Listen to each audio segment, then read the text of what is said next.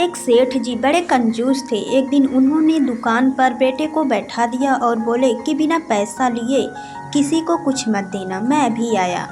आकाशमृत एक संत आए जो अलग अलग जगहों से एक समय की भोजन सामग्री लेते थे। लड़के से कहा, बेटा जरा नमक दे दो। लड़के ने संत को डिब्बा खोलकर एक चम्मच नमक दे दिया। सेठ जी आए तो देखा कि डिब्बा खुला पड़ा था।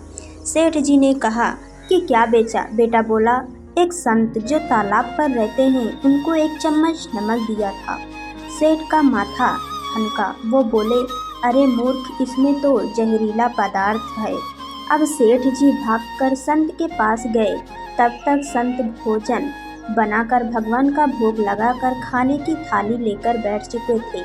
सेठ जी दूर से ही बोले, महाराज रुकिए, आप जो नमक लाए थे नमक नहीं था बल्कि जहरीला पदार्थ था, कृपया करके आप ये भोजन ना करें। संत जी बोले, भाई हम तो प्रसाद लेंगे ही, क्योंकि भोग लगा दिया है।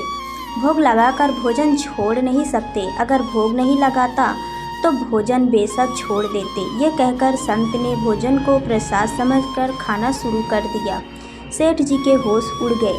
वो रात भर वहीं बैठे रहे। सेठ को रह रहकर ये चिंता सता रही थी कि अगर संत को कुछ हो गया तो बड़ी बदनामी होगी। रात में अगर तबीयत बिगड़ गई तो कम से कम वैद्य जी को दिखा देंगे। सोचते सोचते उसे नींद आ गई। सुबह रोज की तरह संत जल्दी उठ गए और नदी में स्नान करने लगे। सेठ जी ने कहा, महाराज तबीयत तो ठीक है? संत बोले, भगवान की कृपा है।